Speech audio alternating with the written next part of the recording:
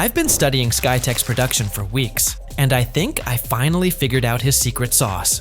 The tricky part is, he makes it sound simple until you try to make it yourself.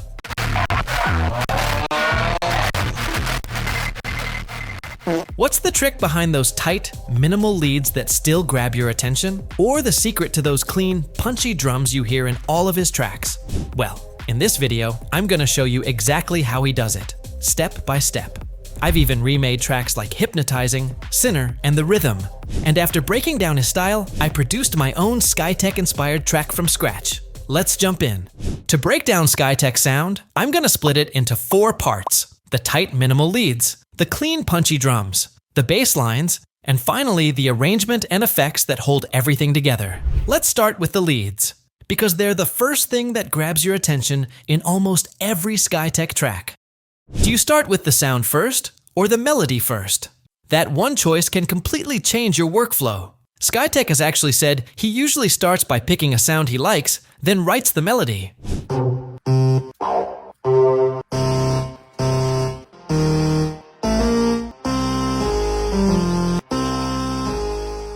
For me, it's the opposite. I usually write everything on piano first, then spend time sound designing, mixing, and layering to make it work.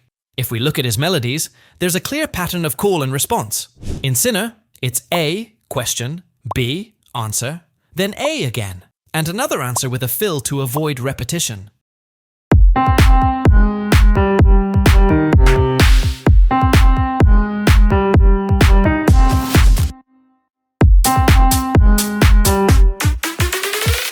In the second part, he chops the notes into shorter ones, so it almost feels like a brand new lead.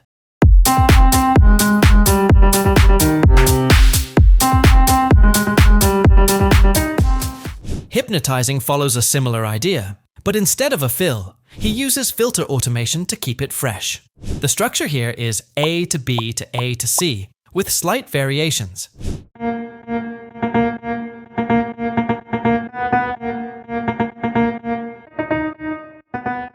And it repeats in the second drop. The rhythm borrows Calabria's melody with an A-A-B-B structure, but adds octave shifts and filter transitions for variation.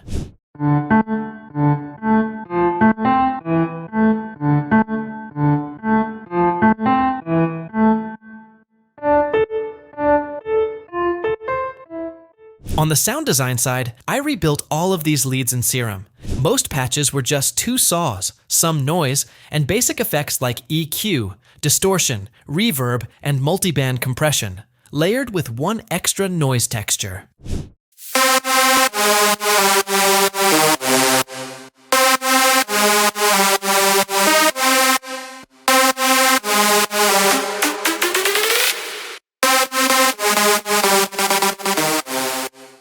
For Hypnotizing and The Rhythm, I started with a simple bass sound, then stacked layers I've collected over the years, making sure each one had its own role.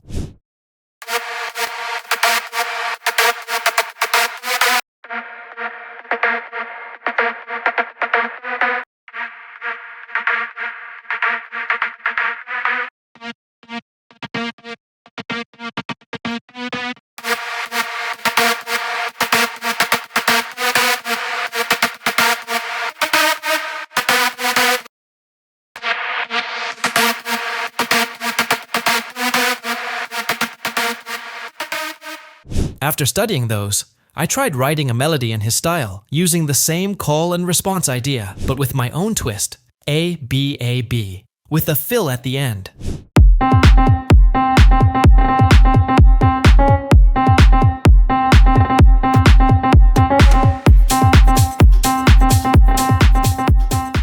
It repeats in the second part, but I filtered the first 2 bars so it doesn't feel like a straight loop.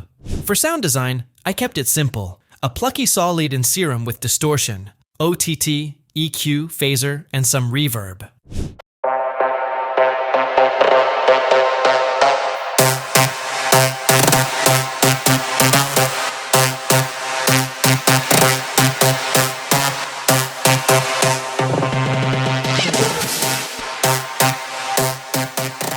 I also automated the decay and sustain for movement, plus phaser, flanger, and filter sweeps for transitions.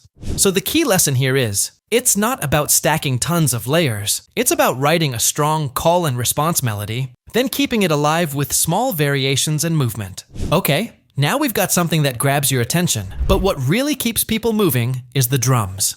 Here's the thing. Skytech's drums always sound super clean and punchy, but they're not actually complicated. It's more about simplicity than complexity. I probably also could have spent extra couple hours looking for amazing samples. It's just hats, claps, they kind of need to be there, but you also don't need to spend like a lot of time, find the perfect ones. Take Sinner for example.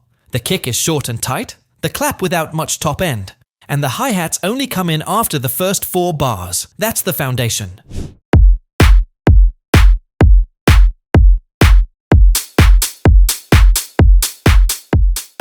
What makes it interesting is the rhythm, usually a second kick, a tom, or some kind of percussion.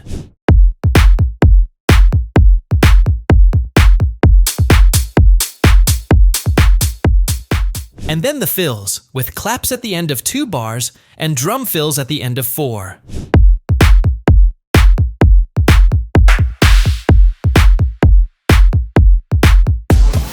Hypnotizing follows the same idea. Kick, another kick plus percussion. Clap with 2 layers, hi-hats that join after 4 bars, and fills again. This time just claps at the end of both the 2nd and 4th bar.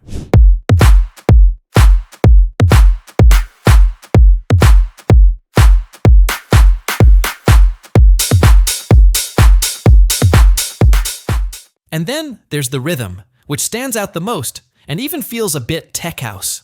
It's got a kick and layered clap with more tail, percussion that starts halfway through the beat, another subtle percussion layer running through, plus hats, rides, shakers, and fills, this time at the end of every 4 bars.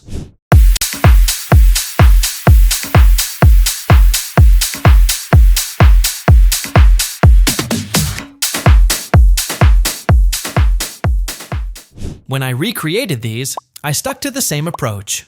A bass groove with a short, punchy kick, claps with less high end, and hi-hats starting later in the beat. Then adding rhythm with a second kick, tom, or percussion. And finally, fills at regular points to keep the beat alive. For my own track, I built it the same way. Short, punchy kick, 3 layers of claps, 2 layers of hi-hats that start after 8 bars, a shaker loop, percussion, a second kick for rhythm, and fills every 4 bars.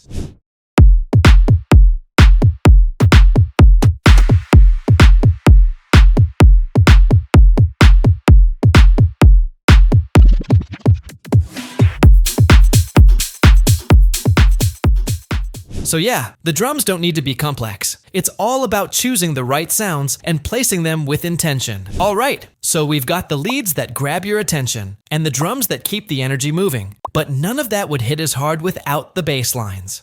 Take hypnotizing for example. If we keep the drums and lead running, you can hum the bass line underneath.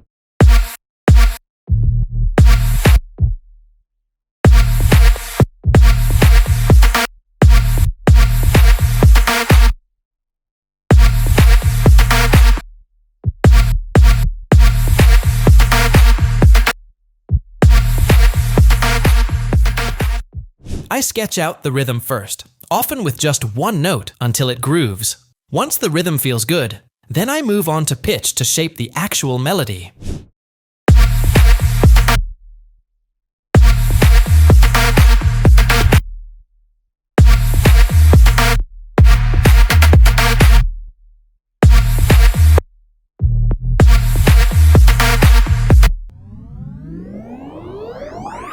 And a big part of Skytech's sound is pitch bends. In order to add a little life to it, I did those pitch bend drops and like ups and downs. He mentioned doing them with automation, but you can also do it in the piano roll. Just set the synth to mono, legato, and push up the portamento a little.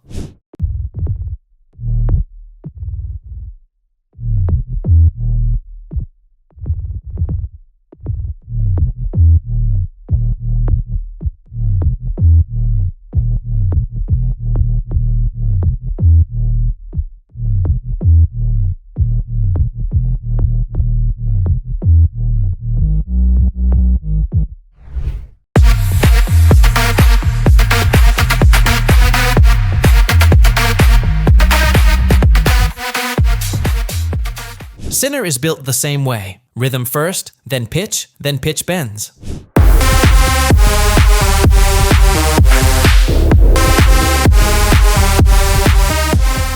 The rhythm pushes it more towards tech house. The bass repeats every bar, but the process is identical. Lock in the rhythm, set the pitch, then add pitch bends for movement.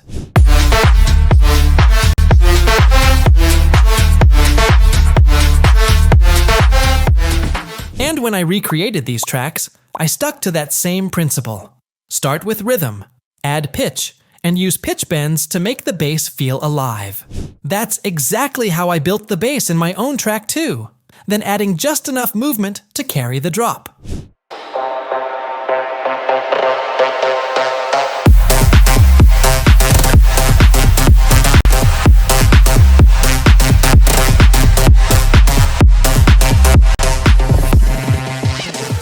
If the rhythm feels good with just one note, you already know the bass line will carry the track. Everything else is just adding flavor on top. Now that we've covered the sounds themselves, let's talk about how Skytech actually arranges his drops, because that's what keeps the energy flowing from start to finish.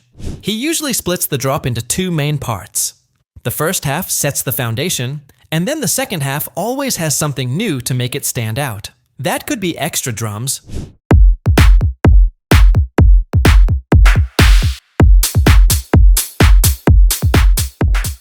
a sustained atmospheric sound,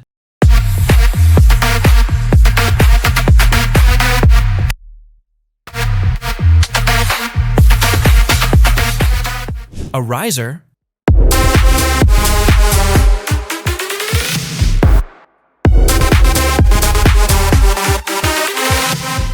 or even chopping up the melody and putting it in a higher octave.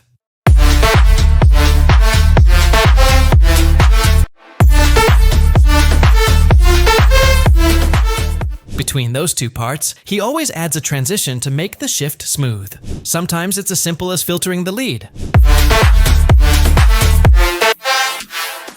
Sometimes it's a quick drum fill,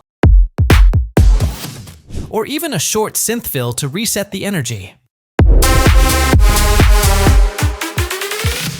And if you zoom in even further, each drop is made of smaller building blocks. Number 1, the melody almost always follows a question and answer structure. Number 2, the drums have fills every 2 or 4 bars, so the groove keeps evolving. Put all of that together, and you get a drop that feels alive and constantly moving. Energetic, but never repetitive. So yeah, that's really Skytech's formula. Simple parts, stacked in a smart way, with little changes to keep it moving. To show you how it all comes together, I made a track in his style by following the same steps we covered in this video.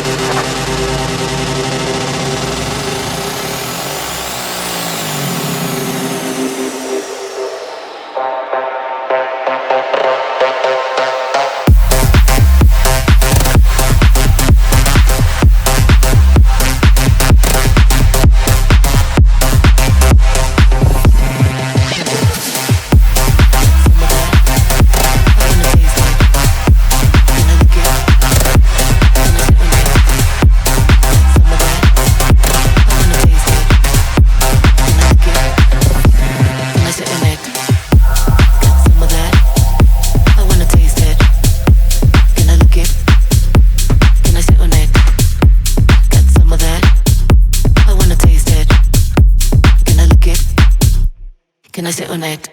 And honestly, that's the big lesson here. You don't need 100 layers or crazy complex ideas. Start simple, build with intention, and let the arrangement do the heavy lifting.